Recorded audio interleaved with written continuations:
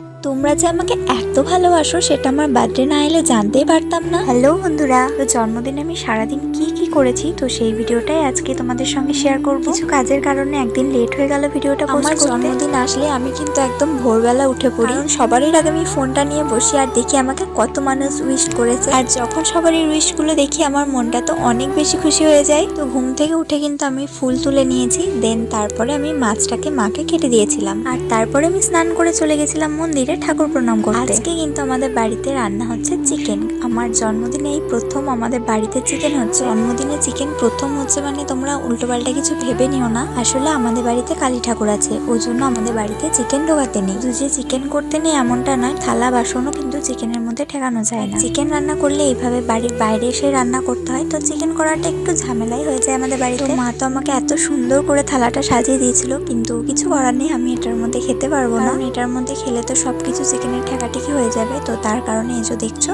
এই শাল পাতাটার মধ্যে আমি সব খাবারগুলো তুলে নিয়েছি যেটুকু খাবো। আজকে কিন্তু মা অনেক কিছু রান্না করেছিল, চিকেন করেছিল, সাথে ইলিশ মাছ, পমফ্রেট মাছও করেছিল, আর সাথে ছিল এই 5-6 রকমের ভাজা, দই, মিষ্টি, পায়েস, অনেক কিছু। আমি কিন্তু এত কিছু খাবার মানুষ নয়। ভেবেছিলাম বিকেলের দিকে একটু হাঁটতে বেরোবো, কিন্তু ঝুম বৃষ্টি শুরু হয়ে গিয়েছিল। তারপরে তো বেরিয়েছিলাম, একটু চা খেয়েছিলাম, আর রাত্রিতে রেডি হতে গিয়ে আমার হাত থেকে তো পুরো কম্প্যাক্টের পাউডারটা পুরোটা পড়ে গিয়ে পুরো একদম নষ্ট হয়ে যায়, ছড়িয়ে ছিটিয়ে যায়। এত আনন্দ করলাম আর আমার রাত্রিতে ওই কম্প্যাক্টটাই ভেঙে গেল, মনটা কিন্তু খারাপ হয়ে গিয়েছিল একটু।